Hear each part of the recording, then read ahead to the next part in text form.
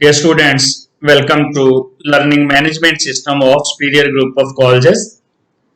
Dear students, chapter number 11 Reaction Kinetics का lecture number 3 है, जिसमें हम दो छोटे छोटे टॉपिक कवर करेंगे, हाफ लाइफ और इसके साथ साथ रेट डिटर्मिनिंग स्टेप। सबसे पहले देखते हैं हाफ लाइफ क्या है, डेफिनेशन देख लेते हैं। Half life is the time required to convert 50% reactants into products.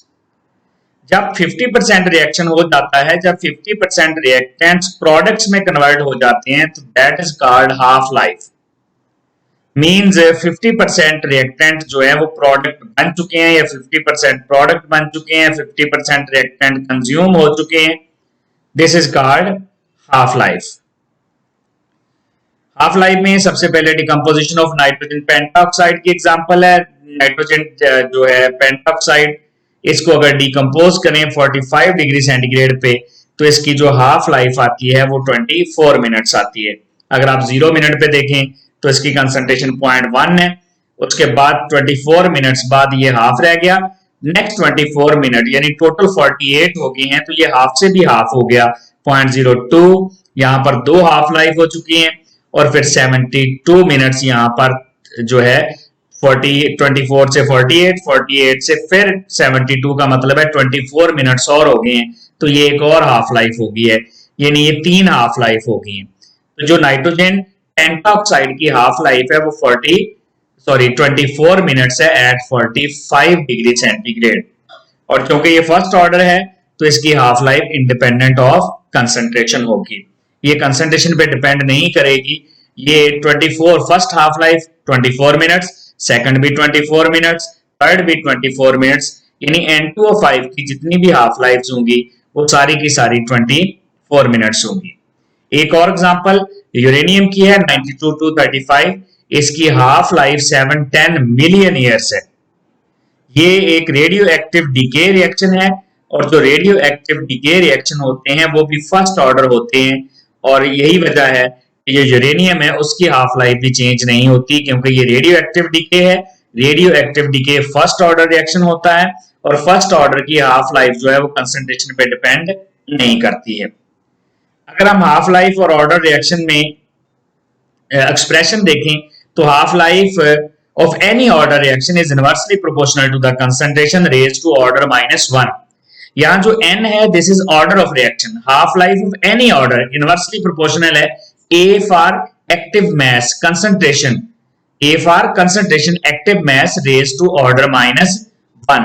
तो ये एक्सप्रेशन शो करता है, यहां से हमें सारे रिलेशन पता चलते हैं n की वैल्यू सब्स्टिट्यूट करने के बाद। तो अगर हम यहाँ पर हाफ लाइफ सेकंड ऑर्डर या जीरो ऑर्डर रिएक्शन की हाफ लाइफ देखें, तो वो डायरेक्टली प्रोपोर्शनल टू कंसंट्रेशन आती है। इसी जो लास्ट स्लाइड पे फार्मूला था, ये वाला फार्मूला, यहाँ पर अगर आप n की जगह पर 0 लिख लें तो हाफ लाइफ कंसंट्रेशन के डायरेक्टली प्रोपोर्शनल आ जाएगी। इसी तरह अगर फर्स्ट ऑर्डर में देखें तो हाफ लाइफ इंडिपेंडेंट हो जाएगी कंसंट्रेशन के, क्योंकि 1 - 1 0 हो जाएगा। सेकंड ऑर्डर में हाफ लाइफ इनवर्सली प्रोपोर्शनल होगी कंसंट्रेशन के, और थर्ड ऑर्डर में हाफ लाइफ कंसंट्रेशन के स्क्वायर के इनवर्सली प्रोपोर्शनल होगी।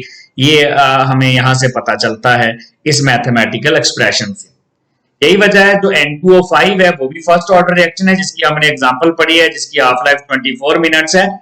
और इसके साथ साथ जो यूरेनियम है 92-235, उसकी 710 मिलियन ईयर्स है, वो भी फर्स्ट ऑर्डर रिएक्शन है।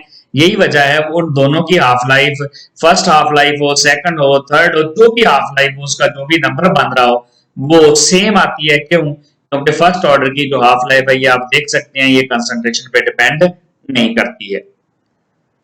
नेक्स्ट है rate determining step. Rate determining step, अगर रिएक्शन एक से ज्यादा स्टेप में हो रहा हो तो उनमें जो सबसे स्लो स्टेप होता है that is the rate determining step. यानी रिएक्शन का जो ओवरऑल रेट होता है वो स्लो स्टेप पे डिपेंड कर रहा होता है, वो रेट डिटर्मिनिंग स्टेप पे डिपेंड कर रहा होता है। उसी को हम रेट लिमिटिंग स्टेप भी कहते हैं। अगर हम इसकी एग्जांपल देख लें, NO2 plus carbon monoxide goes to NO and CO2। अगर हम बैलेंस केमिकल इक्वेशन को देखें तो नाइट्रोजन डाइऑक्साइड और कार्बन मोनोऑक्साइड का 1-1 मोल है।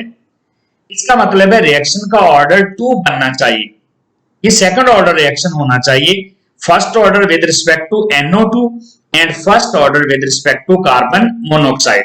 दोनों के लिहाज से इसको फर्स्ट ऑर्डर होना चाहिए, first order with respect to NO2 and first order with respect to carbon monoxide.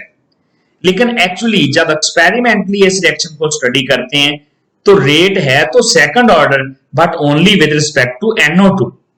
अगर आप बैलेंस केमिकल इक्वेशन में देखें तो CO भी रिएक्टेंट है, इसका मतलब है जो कार्बन मोनोऑक्साइड की कंसंट्रेशन है वो रेट ऑफ रिएक्शन को अफेक्ट नहीं कर रही है, रेट ऑफ रिएक्शन को अफेक्ट कर रहा है NO2। नंबर 2, इसका मतलब यह भी है कि ये रिएक्शन सिंगल स्टेप में नहीं हो रहा। अगर सिंगल स्टेप में होता तो कार्बन मोनोऑक्साइड जो है उसके रेफरेंस से भी ऑर्डर फर्स्ट ऑर्डर रिएक्शन होता है। दोनों के लिहाज से फर्स्ट बनता है और फर्स्ट बनने की वजह से सेकंड होता है, लेकिन यहां तो सिर्फ NO2 की वजह से सेकंड है, CO का तो कोई रोल ही नहीं है। इट मींस ये रिएक्शन एक स्टेप में नहीं हो रहा, एक से ज्यादा स्टेप में हो रहा है, और जो एक से ज्यादा स्टेप में हो रहा है उनमें स्लो स्टेप में सिर्फ NO2 इन्वॉल्व हो रहा है। तो अगर हम रिएक्शन का मैकेनिज्म देख लें, स्टेप 1 में देखें, NO2 के साथ मिलकर NO3 बना रहा है प्लस NO। तो ये स्लो स्टेप है। स्लो स्टेप इस वजह से है क्योंकि इसमें जो NO3 बनता है वो लीस्ट स्टेबल स्पीशी है, वो इंटरमीडिएट है, वो बहुत जल्दी डिकम्पोज हो जाता है और कार्बन मोनोऑक्साइड के साथ मिलकर NO2 और कार्बन डाइऑक्साइड बना देता है। तो फर्स्ट स्टेप स्लो स्टेप है। स्लो स्टेप होने की वजह उसमें एक इंटरमीडिएट बनता है, उसमें एक ऐसी स्पीशी बन रही है जो नेक्स्ट स्टेप में यूज हो रही है, और एक स्पीशी का बनना नेक्स्ट स्टेप में यूज होना है, इसका मतलब है वो बड़ी अनस्टेबल स्पीशी है। और जो जिस स्टेप में कोई अनस्टेबल लेस स्टेबल स्पीशी बन रही हो, इसका मतलब होता है कि वो स्लो स्टेप है, वो जल्दी नहीं बनने वाली क्योंकि वो स्टेबल ही नहीं है। तो इसमें फर्स्ट वाला स्टेप स्लो है and slow step is called rate determining step. अब जो NO3 यहां पर बना है इसको रिएक्शन इंटरमीडिएट कहते हैं रिएक्शन में, और रिएक्शन इंटरमीडिएट जो होता है वो बैलेंस केमिकल इक्वेशन में अपीयर नहीं होता, ये अनस्टेबल स्पीशी होती है, ये जो है इंटरमीडिएट होता है और इंटरमीडिएट इक्वेशन में नहीं आते। जो बैलेंस केमिकल इक्वेशन होती है उसमें सिर्फ रिएक्टेंट्स और प्रोडक्ट्स अपीयर होते हैं। ये था डियर स्टूडेंट्स हमारा आज का lecture. Thank you very much.